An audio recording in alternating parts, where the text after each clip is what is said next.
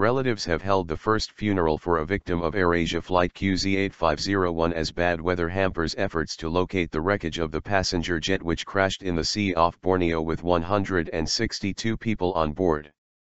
Search officials said on Thursday the return of rough weather was hindering efforts to locate the plane and the rest of the bodies. 9 bodies have so far been retrieved in the search for the Airbus A320-200, which disappeared from radar during a storm on Sunday en route from Indonesia's second city of Surabaya to Singapore. The first funeral took place on Thursday afternoon after one of the bodies was formally identified as a woman named Hayati Lutfiah Hami, and was handed over to her family in Surabaya. After prayers at her home, the coffin was taken for burial at a Muslim cemetery nearby, with more than 100 neighbors in attendance. Police said they were still working on formal identification of one young man. A crisis center for identifying the victims has been set up at a hospital in Surabaya with facilities to store 150 bodies. Of the 162 passengers and crew on board the flight, 155 were Indonesian, with 3 South Koreans, 1 Singaporean, 1 Malaysian, 1 Briton and a Frenchman, co-pilot Remy Pleasel. The plane was operated by AirAsia Indonesia, a unit of Malaysia-based AirAsia, which previously had a solid safety record. Unfriendly conditions. Pointing to weather charts, Bombenso Alistia, Search and Rescue Agency chief, said on Thursday the search teams would persevere even though conditions were expected to remain bad for days to come. The problem we face today is unfriendly weather conditions, he said.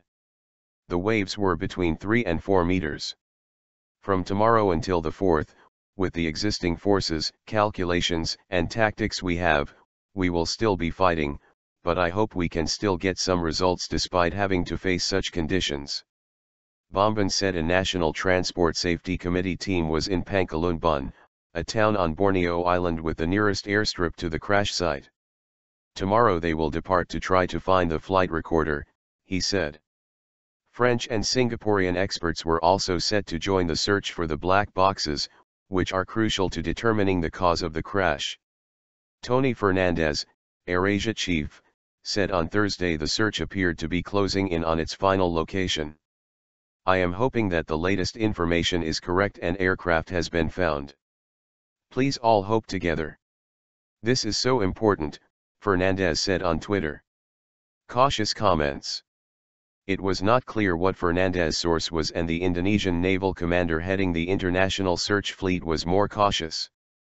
We cannot be sure of the exact location, First Admiral Rasiad Kakang, commander of the warship KRI Banda Aceh, told AFP.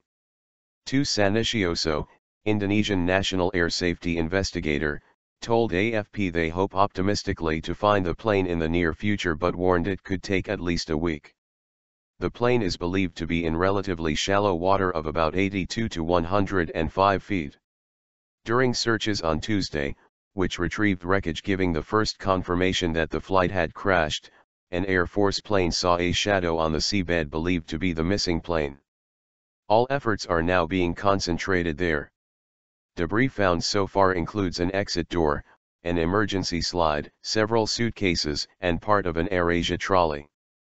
Before takeoff the pilot had asked for permission to fly at a higher altitude to avoid a storm. But his request was not approved due to other planes above him on the popular route, according to AirNav, Indonesia's air traffic control.